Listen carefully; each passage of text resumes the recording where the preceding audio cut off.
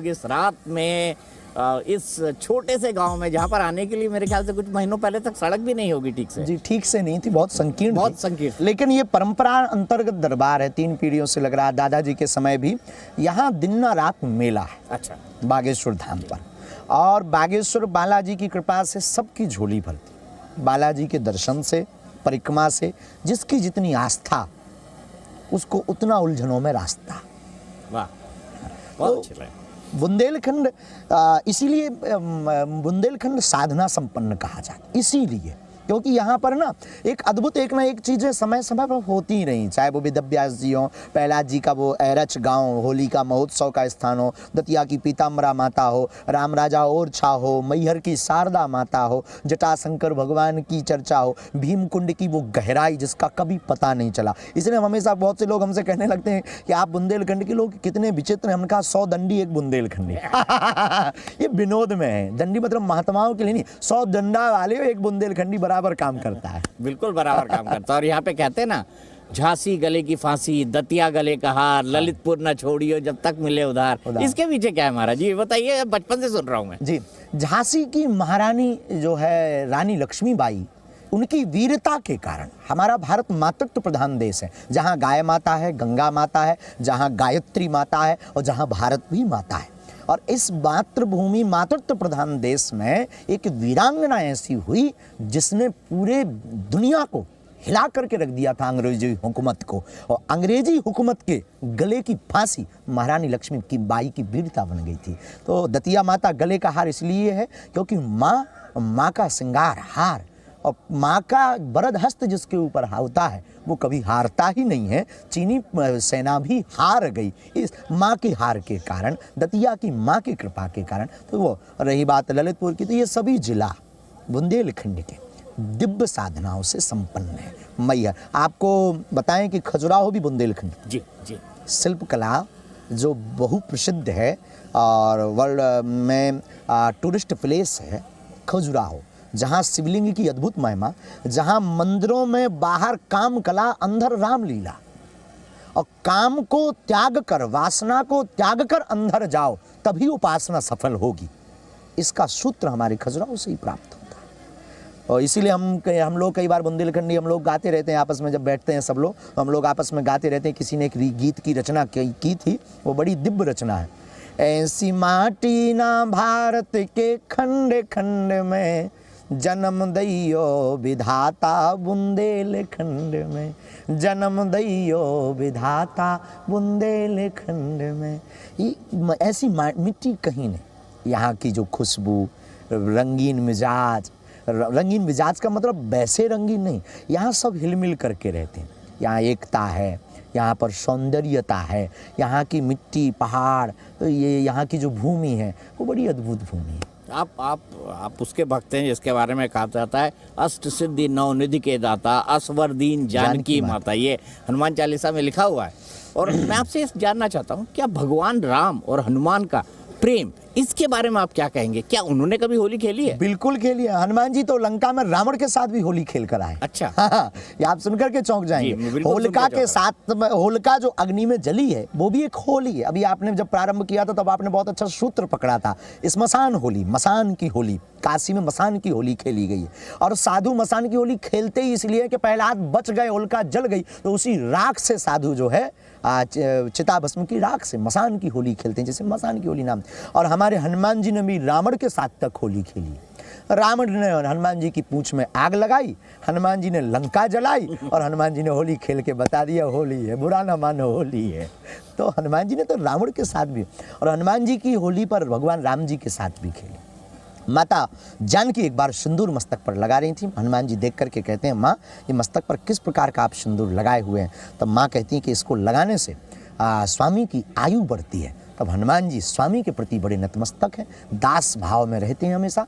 हनुमान जी ने कहा कि छोटा सा सिंदूर लगाने से अगर हमारी प्रभु की आयु बढ़ती है तो क्यों ना हम सर्वांग पूरे शरीर में सिंदूर को लेपित कर लें, हमारे प्रभु सदा हमेशा अजर अमर रहें। और श्री हनुमान जी ने पूरे शरीर में सिंदूर का लेपन कर लिया। और जब जैसे ही आए तो हनुमान जी बहुत हंसे, और जब हंसे तो हनुमान जी को गले लगाया तो हनुमान जी का रंग राम रंग में रंग गया। और उसी दिन होली भी खूब खिली भगवान के साथ में। तो भगवान ने भी बहुत होली हनुमान जी के साथ खेली। होली के दिन में हनुमान जी की बड़ी महिमा है पूजा की। रात्रि काल में होली के दिन कोई भी साधक अगर चमेली के तेल की वजह सरसों के तेल में सिंदूर को श्री सीताराम नाम का पवित्र भाव के साथ नियम विधि के अनुसार यज्ञोपवीतधारी भगवान को अगर चोला चढ़ाता है तो संसार की कोई भी कामना हो वो प्राप्त कर लेता है। और उस दिन एक बड़ा सुंदर उपाय किया जाता है पान का। बीड़ा पान, मीठा पान लगाकर पवित्र भाव से होली के दिन रात्रि काल में अगर श्री हनुमान जी को प्रसाद रूप में कोई भी व्यक्ति लगाता है तो उसके जीवन के हिरण्यकश्यपु जैसे समान जितने भी राक्षस संकट होते हैं उन संकटों का नाश उसी रात में हो जाता है हनुमान जी को मात्र पान का बीड़ा चढ़ाने से।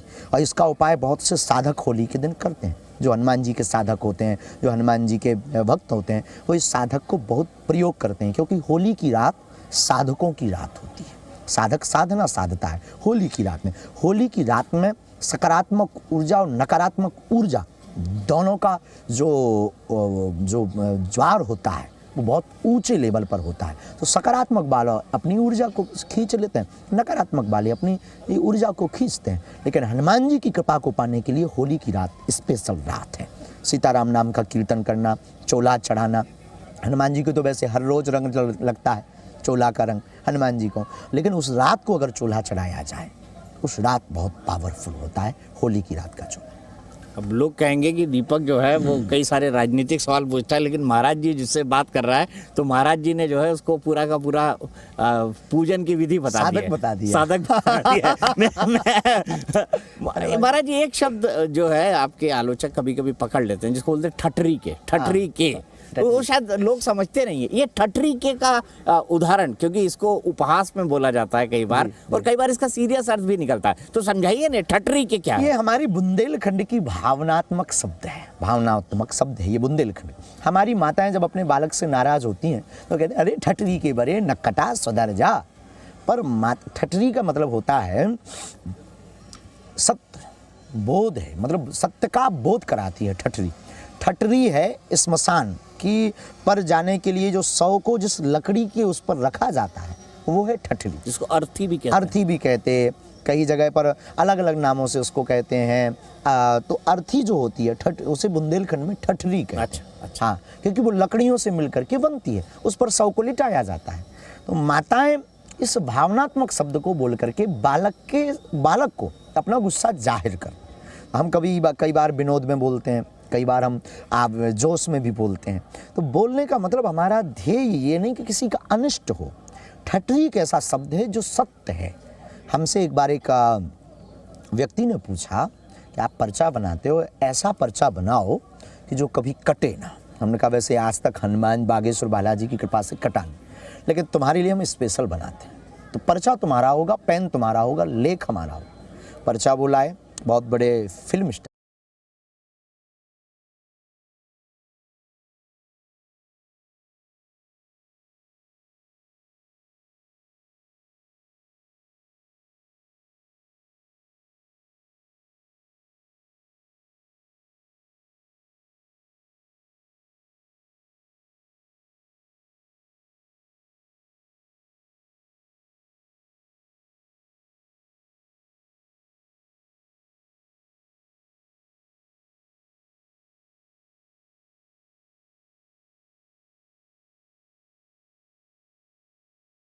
लाए। बैठे बैठे हम बात ही कर रहे थे, हमने 2 लाइनें लिखी। हमने कहा अब तुम्हारे बाप में दम नहीं है कि ये काट दो। वो चौंके। उसमें हमने लिखा था मरना तय है, अब इसमें दम हो तो तुम काट के बताओ। शाश्वत सत्य है मृत्यु, उसी प्रकार ठटरी भी शाश्वत सत्य है। माताएं इस भावनात्मक शब्द को बोल करके बालक को अपना गुस्सा जाहिर कर। हम कई बार विनोद में बोलते हैं, कई बार हम आप जोश में भी बोलते हैं। तो बोलने का मतलब हमारा ध्येय ये नहीं कि किसी का अनिष्ट हो। ठटरी एक ऐसा शब्द है जो सत्य है। हमसे एक बार एक व्यक्ति ने पूछा कि आप पर्चा बनाते हो, ऐसा पर्चा बनाओ कि जो कभी कटे ना। हमने कहा वैसे आज तक हनुमान बागेश्वर बालाजी की कृपा से कटा नहीं, लेकिन तुम्हारे लिए हम स्पेशल बनाते हैं। तो पर्चा तुम्हारा होगा, पेन तुम्हारा होगा, लेख हमारा होगा। पर्चा वो लाए, बहुत बड़े फिल्म स्टार थे, और वो पेन लाए। बैठे बैठे हम बात ही कर रहे थे, हमने 2 लाइनें लिखी। हमने कहा अब तुम्हारे बाप में दम नहीं है कि ये काट दो। वो चौंके। उसमें हमने लिखा था मरना तय है, अब इसमें दम हो तो तुम काट के बताओ। शाश्वत सत्य है मृत्यु, उसी